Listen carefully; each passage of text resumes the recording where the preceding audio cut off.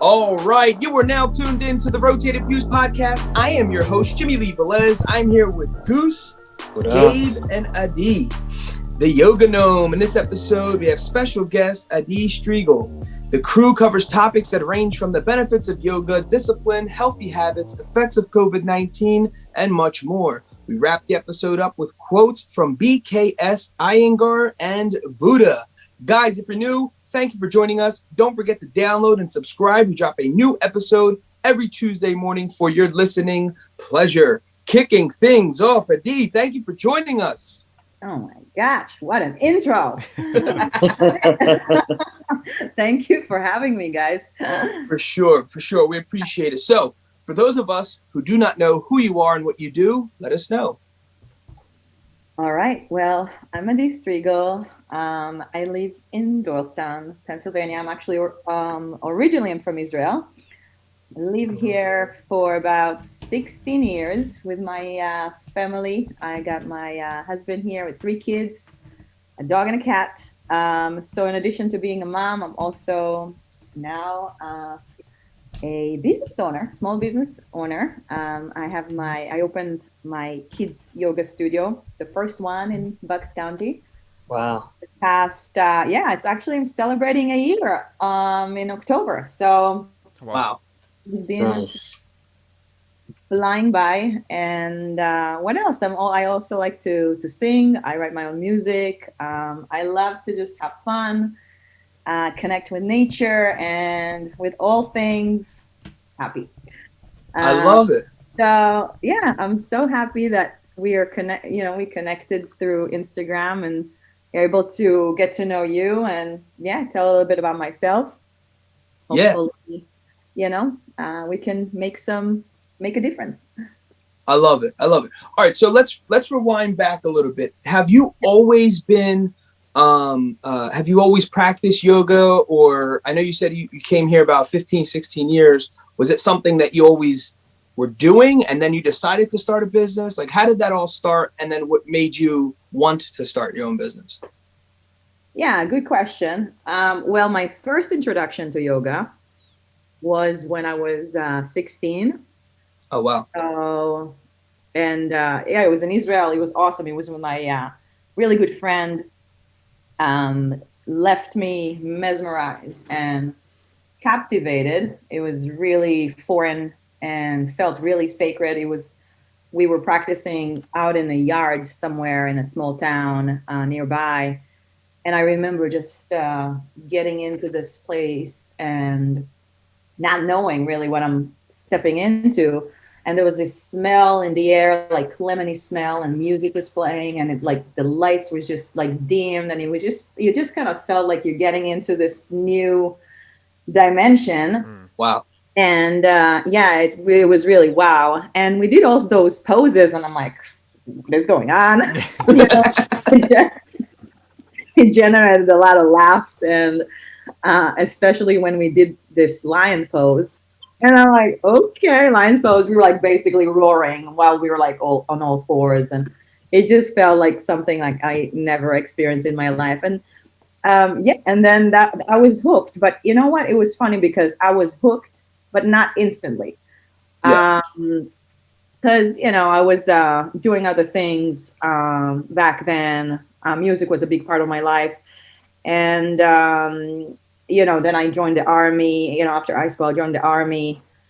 Then went traveling, and then when I found yoga again, or I always like to say yoga found me again when I was 23. I was about 23, and that was it. Like that was the moment where we were like reconnected.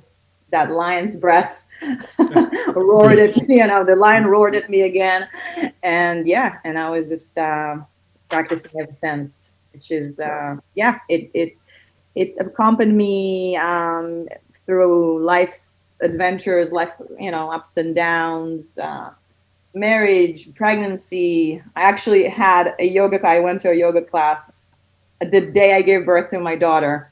Wow. A prenatal yoga class, and I swear that what I'm whoever's listening out there, if you want to have a speedy delivery, go do yoga. When you're like wobbly melon, and you're very close to your due date. So yeah, really fun adventure for sure. So how do you go from enjoying yoga for yourself? You've obviously had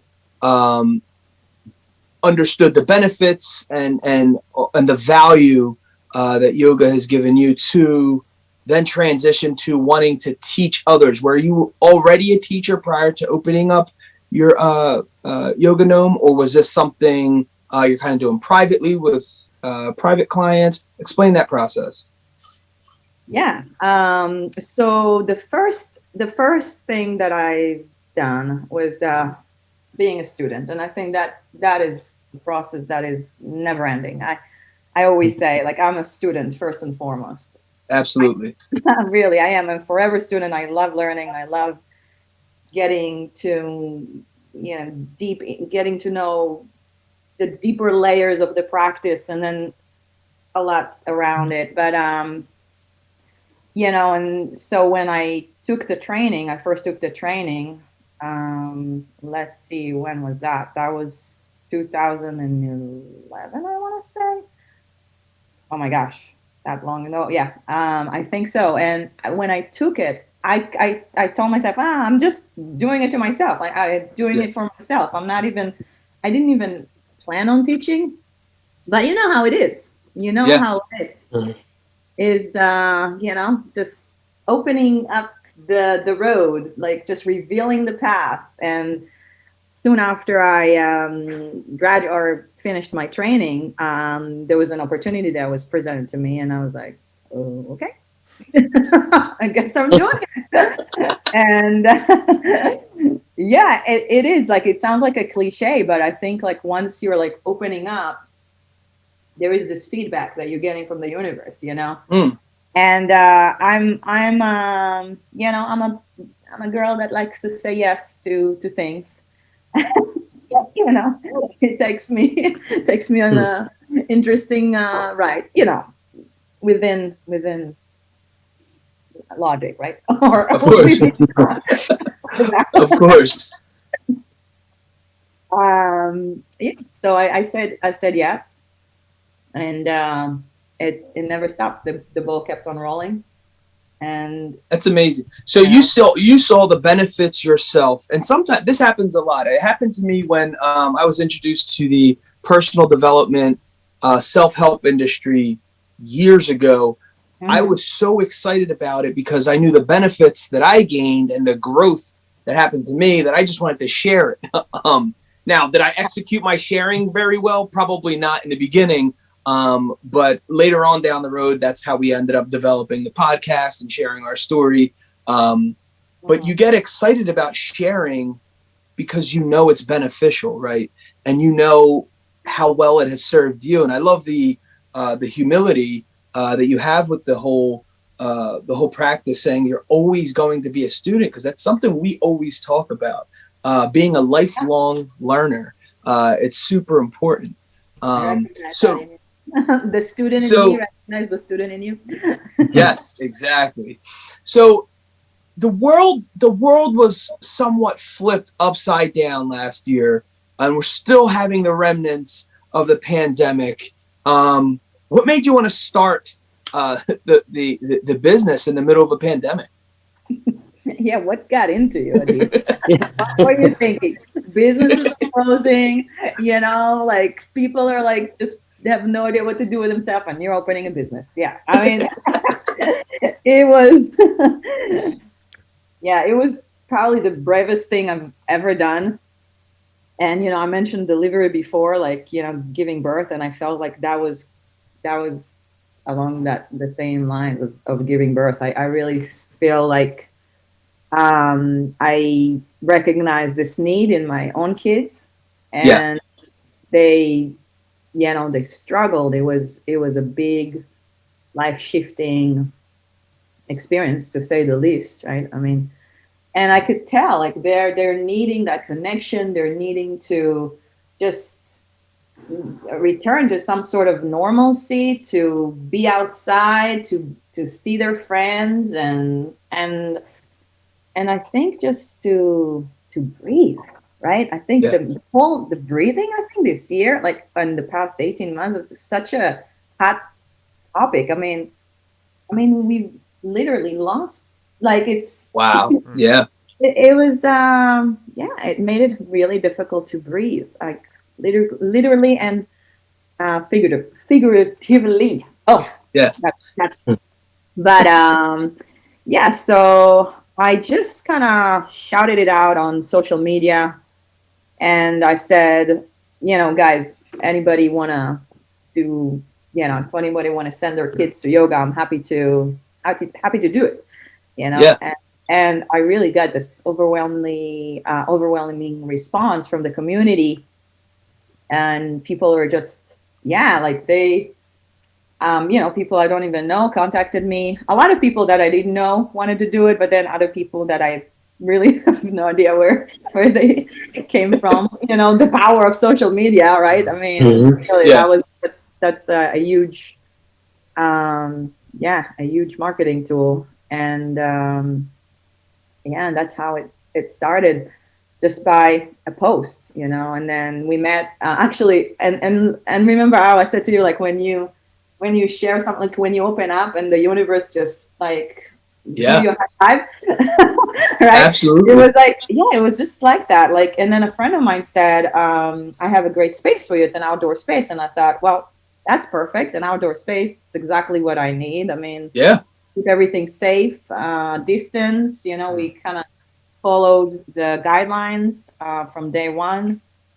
And yeah, I had groups of kids, and then people, after a few sessions, like, people came to me, and the weather got a little cooler, and then people asked me, what are you going to do in the winter? And then interestingly, next to the outdoor space there was an indoor space that is just was just calling, come in. Wow. And I know it sounds like I'm making it up, but I mean, Amazing. all of it is true. I mean, this magic is real, guys. The law of attraction in full effect. Yeah. Yeah, yeah. So that was the beginnings. That was the inception of the yoga gnome. So The yoga how did you come up with the name? I played around with it, and I want something that will feel like home, and have like the same, like I can kind of throw puns Yeah. with home and also om, like the, Like it. yeah, so It flows so and kids, well. yeah, It exactly. I'm really like, does. how about a gnome? Wow. Whimsical mascot. And yeah, so the gnome is the mascot, and I always, like, my tagline is, "There's no place like gnome." Gnome, sweet gnome, and or like the namaste. I know, like, these days, like, playing around with, gotta be culturally appropriate, but I still like to say namaste here and there. I like it.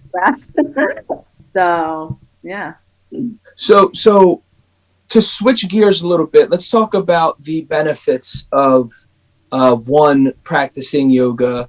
Um, who's it for? What age can you be? And what are some of the general health benefits? Yeah. Well, yoga is for everyone. I Yoga is love for it. everyone. It's for everybody. Everybody and everybody. Yeah. Now, a lot of people come to me, say, that's like the number one, um, thing that people say to me. I can't do it. I'm not flexible enough. I'm like, guys, that's what I'm here for. You know what I mean? Yeah. I actually Yeah. made a real about it, because I think there's like this myth, that you gotta be flexible. No, this is like we're gonna work on it together. I mean, the benefits is like one of the most important benefits for me, to me, is aside from the aside from the flexibility, let's put the flexibility, the physical flexibility aside for a moment. Okay. The mental flexibility. Wow. Being flexible here, Wow. for me, that's the biggest benefit. Like, because you get onto your mat, you're putting in positions that maybe you've never done before. You'll feel like triggers. You feel like this push. You'll feel resistance. You feel what's going on there. Let's talk about that. Let's investigate. Why do you feel that? Why do you feel like you gotta push? Like, is there an ego involved in here? Or maybe you're not pushing enough. Maybe you're like too laid back. There's a really I always call the mat a mirror, like where you like really can reflect on whatever is going on the mat usually goes in your life too. So tendencies that you have on the mat, especially like transitioning, being in the pose, being able to really absorb and really get into the present moment. Like, are you really able to do it? Or are you like asking yourself the entire time, what do I need to do? Where am I? And you have like your Apple Watch, and you're getting alerts and there's so much going on. There's so much going on in the practice. And so being flexible in the mind, connecting to the present moment. That's like, the definition of yoga based on Patanjali. Patanjali is this huge sage. He's like this wise, ancient sage that came up with the Yoga Sutras. And in the Yoga Sutras, the text that he wrote, he said that yoga is I'll tell you in Sanskrit, I'll tell you in yoga words, and then I'll translate it. Sanskrit is cool. The language. So yoga, chitta, vritti, nirodha.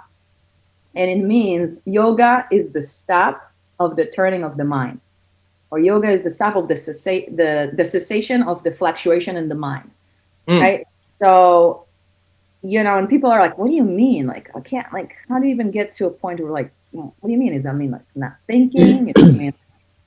It just means finding the space between the thoughts. That's how I can explain it the most. And I think the benefits when you do it, when you really committed to the practice and you have that discipline, you'll find it. I guarantee you, even if it's there for like a second, and then you build it maybe like a minute, maybe you may get to more like 5 minutes, you'll get it. And then it gets into like, you get into that meditative state, and then that's it, you're golden. You're levitating. Wow. So let me ask you this. What is one supposed to be thinking about? I know a lot of it is on, please correct me, prana, the breathing aspect of. Ooh, I like it. So is that the focus? What's the focus? Like, what should someone go in there thinking about? Should they bring their problems to the mat and try to stretch them out, so to speak? Or is it something that it's to bring clarity? What is the intention? What's my intention? If I go to your studio, what intention should I have? Wow. I mean, listen, when I go to the studio, as I said to you before, I'm like connecting more to that student mind. I'm not I'm not somebody who will dictate to you what you're going to bring. Gotcha. You know what I mean? It's going to come from you. It's like, I'm not going to tell you what intention to set. I'll guide you. I'll offer you. I'll give you a suggestion. I'll say, you could, today we can focus on, just, let's see, vulnerability. Okay. Vulnerability. How do what is vulnerability? How can you? What comes to you when you think about vulnerability? And every time it's like different too. Like the intention on the mat, it's every day in our life is different. And I say every time you come to the mat, it's it's like a different experience. I don't believe that in a set, instructions of like today's intention is to, I don't know, let this go. You know what I mean? Yeah. If you can let go, that's awesome. But you can't dictate it. You know what I mean? It's like it's your practice. It's your practice. Like, again, as I mentioned, I'm like a lighthouse. Yeah. will guide you home. That's the thing. The practice is you coming back into your home, you know? Hmm. So I think if you want me to give you like this kind of, I don't know, like this golden answer, Philosophical it's answer. like going back, going connect with yourself. It's like that's Okay. that So, prana, that yeah, that life force. I mean, it's a loaded question. You know, we could talk of about this course. question alone, like the entire time. I mean, the prana, that's the life force. That's the energy, the chi, that what gets Mm, you um going. I mean, and if you can connect to that through the practice, yeah, you're yeah, you're very much succeeded to be in a great place. But listen, I mean, I'm not like you'll come and you'll have thoughts. Like I'm not gonna, you know, I'm not gonna pretend that I don't have thoughts. Like every day on my mat. Like it's not like I'm this, you know, perfect yogi who is like doesn't have distractions. We all do. We're human, you know, yes. beings. That's the nature of our being. And I think just creating the awareness, you know, being this witness. This is the good thing. I think that's a good thing. Like when you become a witness to whatever is going on in your mind, Mm. I think you're onto something, you know. So Yeah, no, I like that. is that like, yeah, does it? Yeah, no. That's perfect. So Yeah. explain the importance of the movements, because um, they're very specific. You know, as you mentioned before, some people are going to be more flexible than others. You Mhm. can you can you know build your way up to being even more flexible through regular practice, but explain the importance of the movements, because outside of that, a lot of people, we had a couple people on our podcast that talked a lot about meditation, and meditation and things to focus on and what to bring to the table, and then obviously your breathing. But this now throws also in movement, Yeah. and there's postures, and there's certain uh, I get that's the only way I can put it. Movements that go with the breathing. Yeah, I mean my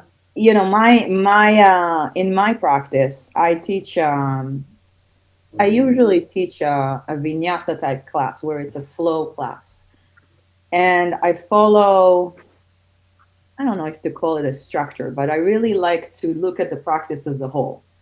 Yeah. So yeah, there is a movement. There is the movement part, which we do, which is important because I think the movement is what is is that initial is like that first step of quieting the mind in a way. You know what Mm. I mean? Like in a balance. But for example, if I put you in a balance pose, you know, it you'll have to really be in that balance pose. I mean, if you're not in the balance pose, you're probably gonna. Yeah, you have to be in that moment. Like you gotta be in the moment. It's like one of those things where you're not gonna. Most likely, you're not gonna zone out in that moment. So I think Absolutely. that is like the first, like that's like the initial, and other kind of and other poses that require some effort, you know, that will really direct the mind. It will give. I think that's what it is. Like the movement just give you direction. So it takes you from distraction to direction. And then also, you know, I mean, aside from the benefits of the movement, like the strength and the flexibility, the stamina, right? And yeah, and finding the balance, it just again, it brings a certain amount of stillness that is Mm. setting a foundation. It's a good foundation to coming to that meditative state. But listen, I mean, the ancient yogis, they actually didn't have all that movement. You know what I mean? Like the yoga was sitting. Like Yeah. so I think for us in this in our culture, it's almost like this I don't know what you call it, like a little bit of and I don't want to call it a cheating, but we need that. We need that. I think we'll call it adapting. Yeah, well, it's like adapting to where we are. Like we need that movement first, then we could practice breathing while we're in the movement, right? Connect to that prana after we're doing that. Usually this is what I do. And after we do that, we're getting into that, the relaxation part. And then we end with meditation to kind of conclude it all and really encompass the limbs of the yoga. Well said. So Yeah. can you explain that end part when you said the meditation part? What is that? Almost like not the solution, but the part of the healing process. Where should the mind be once you conclude a session? If that makes sense. You're, you're so cute. I like how you just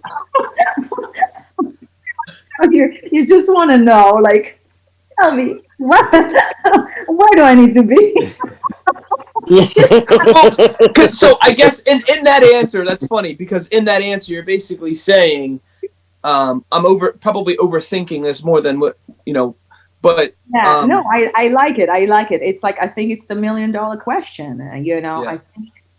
I think we are so, and I do it too. Like, I'm looking for just simple answers, right? You're just looking for simple answers. Just tell me, how do I get to that nirvana? Like, how do I get to enlightenment? Just show me.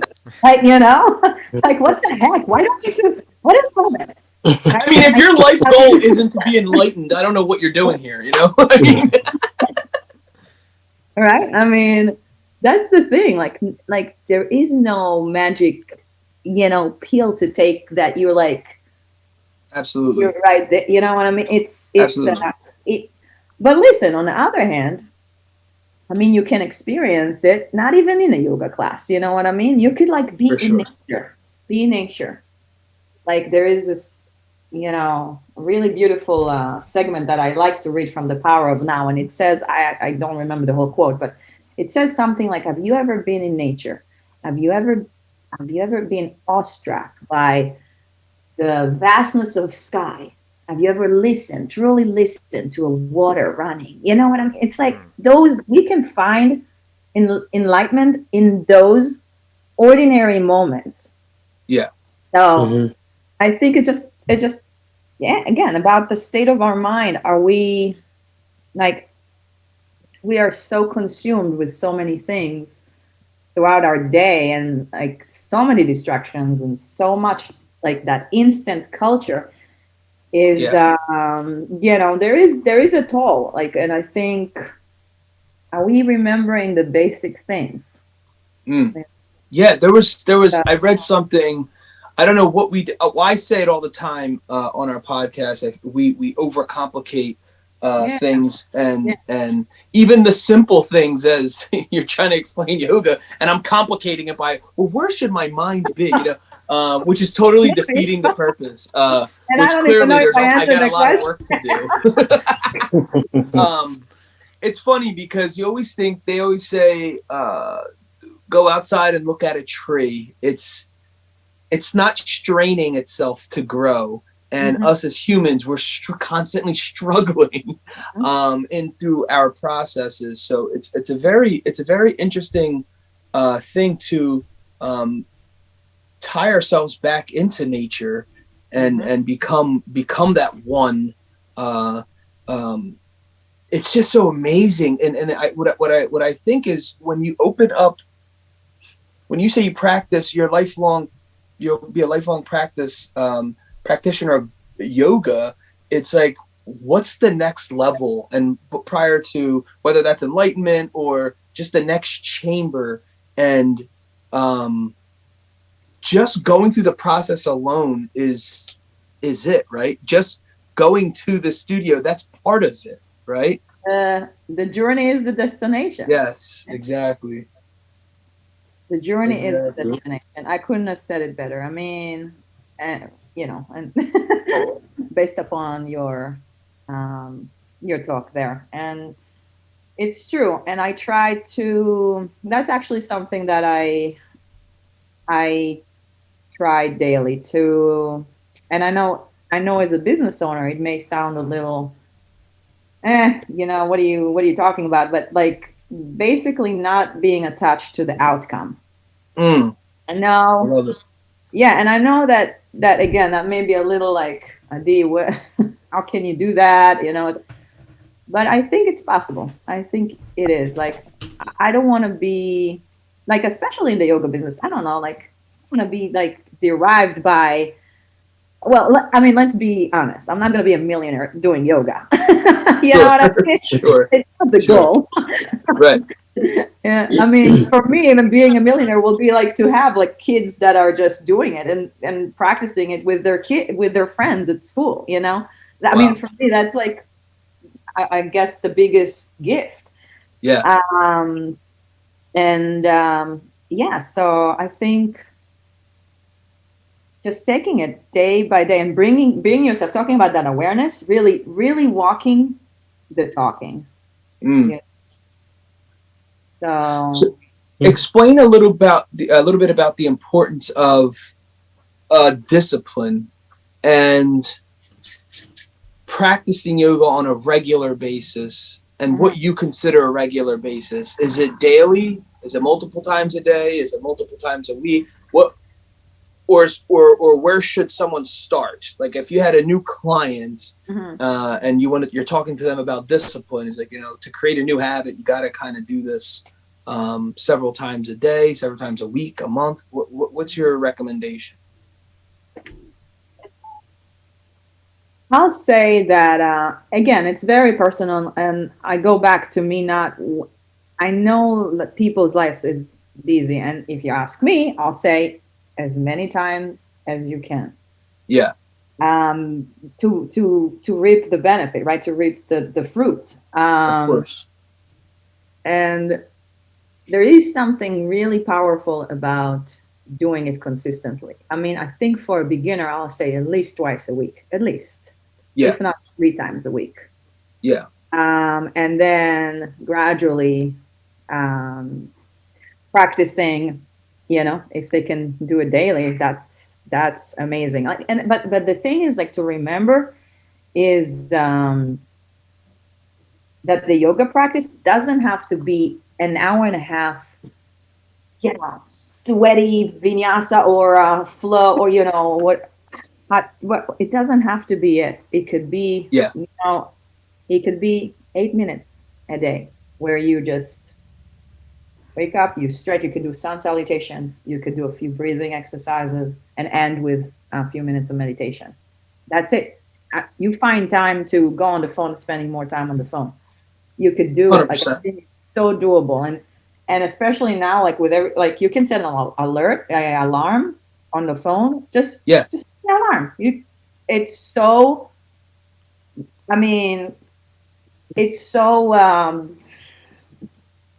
easy to do. But again, talking about the easy, I mean, easy and complicated, right? Yeah. Yeah. I mean, so I'll say, for beginner, if they could start with twice a week, 3 times a week, even better, and then build it, the discipline. And you know what? I could say it, but they'll experience. I mean, and you guys could try it. Seriously, I'll convert you. Yeah.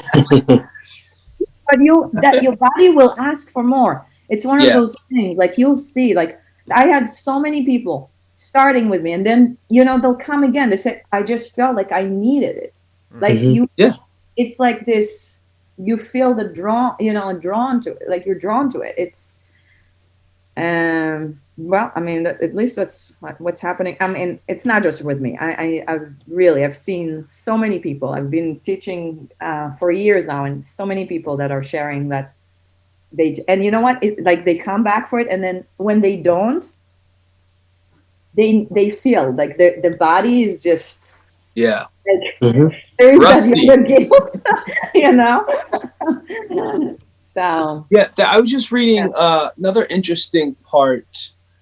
There was a study, and I'm sure there's a ton of studies, but one of the studies that I just so happened to hear about was the correlation of the mental health, and they got patients. They did a study where they had patients who were diagnosed as being depressed, and had the one group continue the method of medication, and they had the other group do 12 minutes a day of yoga, and the results were it sounded exaggerated, but it wasn't. It was their approach after they're practicing yoga on a daily basis. And as you said, you don't need an hour and a half.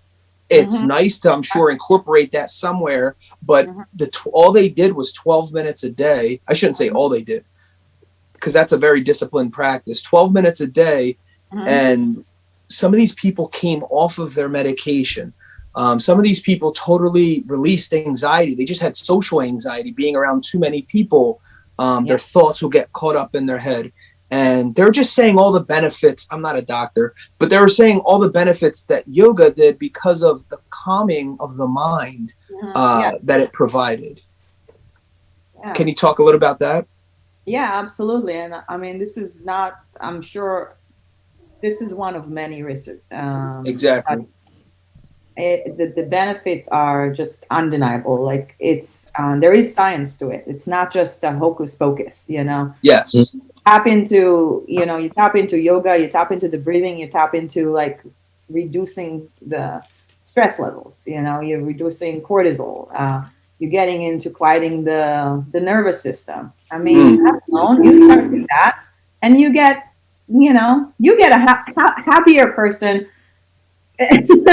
For sure. Right? I mean, instantly. And then, you have the effect of the community, like to do it with a community. That is wonderful. I mean, I think that was the big thing with the pandemic. Like when we got into doing it virtually, it's like you were lacking that, being in the room with other yogis. And then because in yoga, you're not just connecting with yourself, you're connecting with others, you're connecting with the universe, really. I mean, this is what I say to the kids every time. Like it's not just about finding the connection between us. There is a bigger picture here. I mean, we're all in this together, and you're arriving into this realization that you are, whatever you're experiencing, first of all, you're not alone. I mean, again, it's like anxiety, fear, stress, like we are all in this boat. I mean, and then to have that practice and to know that you have the ability to open this door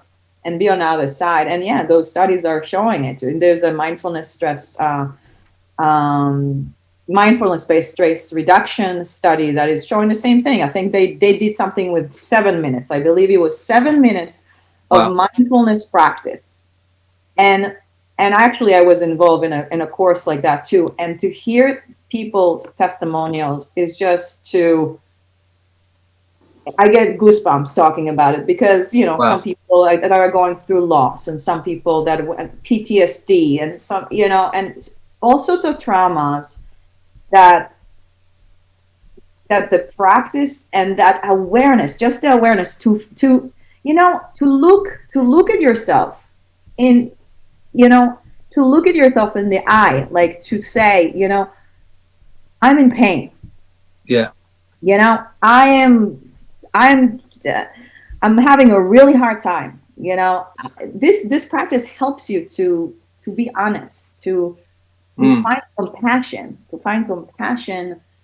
and to realize that it's okay. It's okay. That vulnerability that I was talking about, that's a big thing. Like, and vulnerability is strength. Like you realize, all right, we're all dealing with big emotions. Yoga can help us break it down and can kind of let us realize that, things are not permanent.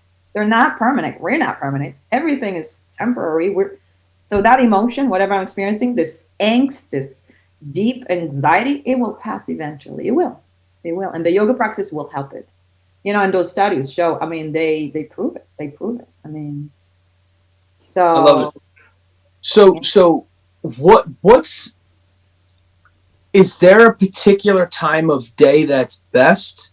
I know I was reading, I do a lot of reading, but particularly not necessarily correlated to yoga specifically, or maybe it has. I just didn't read that. But early in the morning is when a lot of these masters, so to speak, practice their either meditation or it's yoga, whatever their practice is to get their mind right, so to speak, and to grow and to connect to a higher level of and to tap into that enlightened state. What a lot of what I read is 2:30 in the morning, 3:30 or 3:30 to 4:30, super early in the morning. What are your thoughts on that? 7:36 a.m. That's the goal. There you go. I love it. Setting my alarm. You know, I am not a morning person, but I gotta tell you that I it was a year ago. I think it was a year ago. I participated in a meditation challenge. Wow. And it was a meditation challenge that was 20 minutes a day. And Okay. I gotta say that I found the most. I made myself wake up. That was like part of the challenge. Yeah. And there is something really serene about the morning hours when the world is just barely awake, and you know, maybe you'll hear birds, you know, and there is really this quietness that could really help. But I know but again, it's kind of like the question you asked me before. I don't think there is Right answer. a right answer to that. No, Yeah. I think it's like you can customize it, like, and especially now. I mean, everybody could kind of carve a time. It doesn't have to be the same time a day, though it will help to say, okay, you know, maybe after my morning coffee, I'll do it, or maybe not, maybe before, you know what I mean? But um, not rigid like that. I don't know. Like, I think maybe it's just because of who I am. Like, I'm very dynamic. I don't have like a set, you know, a set time. Every day bring its own things, and I just kind of, you know, you just kind of find your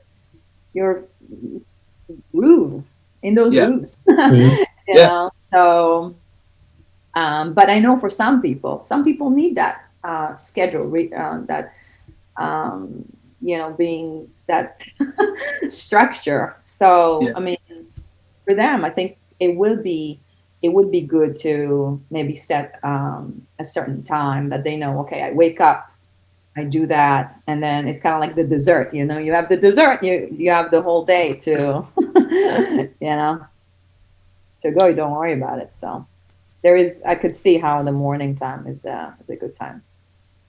So let's switch gears a little bit. How do you owning your own business, practicing yoga, wife, mother, how do you manage the work-life balance? What works for you, I should say, whether it's the kids with the school or work, whatever.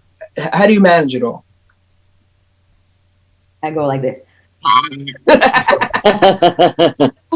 Oh my gosh! Thank goodness for yoga. I'm telling you. Oh man, like, yeah, balancing it all. This is you know, it's something, I tell you. I can't claim that I got it all figured out. Some days I'm Sure. like, the heck is happening? Once you think like you figure something out, you know, your kid has a tantrum, you're like, what the heck? You know, who are you? You know, they're So really good true. kids, but but really, like, so unexpected sometimes. Like, the I and so I so I think you kind of get me already. Where in the sense that I'm really like, you know, again, I'm trying to stay flexible with whatever is going on in my reality. Like, some days, Yeah. like, I'm sitting in front of the computer, I'm like getting things done, you know, and then all right, then we got to get the kids, get different activities, got to, you know, dinner, cleaning the house. Oh boy, there's that. All, you know, like running around. Yeah. It's really a never ending. role, and there's so many hats that I wear throughout the day. I'm like, wait, Yeah. but I think, and again, I think what the yoga really helps me is that awareness to know, like, okay, I sat on this computer, and you know what? I have this saying too, like, I'm owning the business, I'm managing the business is not managing me. I'm Love not, I'm not like, especially a yoga business. I don't want to stress over a yoga business. it. Right. Right. It will be like, ironic. What am I Right. doing? You know what I mean? Yeah.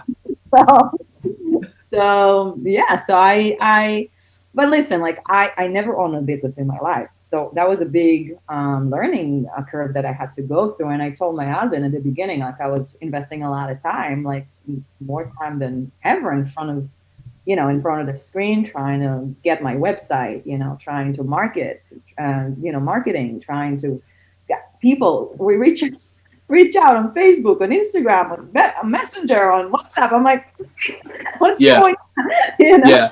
So yeah, there was definitely a learning curve there. And then with time, you learn how to, to put your boundaries, and to set yourself some sort of, sane bubble where you're like, okay, I'm, now the work is done, and now, I'm spending time with my loved ones. And and sometimes they blend together. Like, I'm Yeah. getting old, and but it's cool that my kids are actually doing yoga with me, which is That is cool. yeah, I love that. And then my husband is like, he's doing videos, and he's been really my videographer, and following me around. So I really like that the family is like kind of intermingling. Is that a Yeah. word? Yeah. With everything. So pretty cool. That's very cool. Yeah, to have the support, and obviously from your family members, your significant other, Yeah. and Yeah. and just That's huge. them That's being there for you is super important, especially this early in the business, right? Because they know that it's your passion, and they know it's something that obviously you're following your heart, and it's cool to hear. It's nice to hear, to have that family and friend support. So yeah. so what if someone were to set an appointment up? How does it work? How do people reach out to you? What can they expect the first session to be like? How does it work out? Do you consult with them first, or they just show up? Can you explain a little bit about your process? Yeah. So I have so the focus of the yoga Gnome, I don't know if I've said, is let's go back to the beginning. It's a kids yoga studio. Yeah. And so we offer kids sessions. So you know how, like, you'll have the gymnastic, like, and they'll have a session that, like, a few weeks, it runs for a few weeks. Got And it. so we have the same, it's like the same setup. And so, and of course, if anybody want to do a trial class, they're welcome to try that. But usually what they do is they'll sign up for the session, and then if they like it, they'll continue. Like, I just start, actually today was my very first day of the fall session. So it was Nice. awesome, outdoor. Yeah, awesome kids. They're so cute. Like, you just kind of being charged with their energy. And again, like, Yeah. sometimes the kids yoga class is so different than an adult class. You never know what's gonna happen. So funny. Like, I always say, like, you got the plant, and plan to throw the plant out of the window. You know what I mean? Yes. Like, Yes. one of those things. But I love it. It's like, again, like, talking about, I keep going back to that flexibility in the mind. It's, you gotta have it, especially as working with kids. And so that's one aspect. And then so we offer it for babies. So we have like a baby That's so and cool. We call it Know Me and Me. Yeah, and it's just, yeah, Know Me. Yeah, I love it. same thing. Like, they have the session going with their parent, the caregiver, and yeah, we run it all the way to teens. And so that's, again, like what I mentioned, the session, few weeks session. And then I have also adults. I taught adults before, and they Yeah. came to me and said, Adi, what, what do you know, what about us? And I said, okay, all right. so I have 2 adult classes right now, 2 adult classes that I'm having as well in the Yoga Gnome.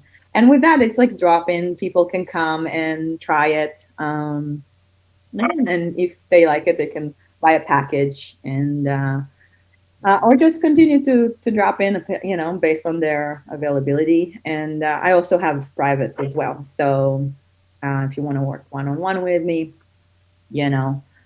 So really, there's a lot of options, a lot of opportunities, and yeah. So what's you mentioned a website. Do you still have a website? If so, what's the web address? What is your social media handles? People want to get in contact with you. Yeah, sure. So the website is theyogagnome.com. Pretty simple. And the Instagram is, oh my gosh, it's the Yoga Gnome too. But there's like an what's that, underscore? An underscore, yeah. Yeah, right? Is that what you call it? I think, right? Yes, underscore. Yep. Yeah, so the Yoga Gnome underscore, and that's the Instagram. And then Facebook. On Facebook, it's the yoga and meditation with a D. For some reason, it doesn't let me change it to the Yoga Gnome, but I gotta contact them. But or you can friend me on Facebook, Adi Yoga, and then you'll be able to find me there. Yeah. Awesome. So is there any parting words you would like to say before we wrap this up to anyone out there in the world who's listening? Okay. Can I sing a song? You can. Okay.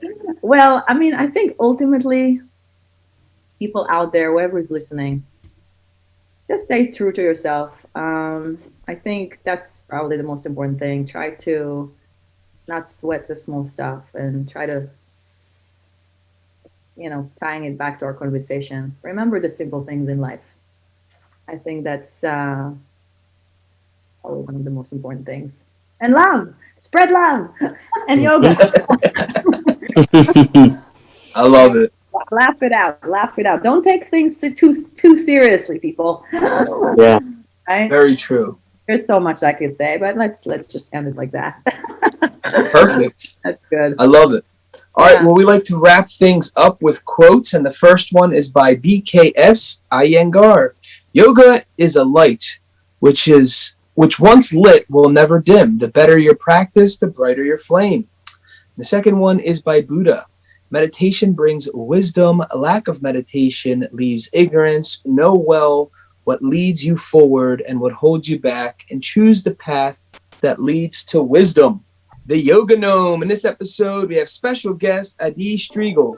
The crew covers topics that range from the benefits of yoga, discipline, healthy habits, effects of COVID-19, and much more. We wrap the episode up with quotes from B.K.S Iyengar and Buddha.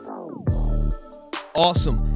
Guys, thanks again for joining us. The Rotated Views podcast was produced for self-development purposes. Huge shout out to our sponsors. This episode is brought to you by the Blessed Lifestyle brand. That is BL3SSED.com. Also sponsored by The Motivation Files Unleashed.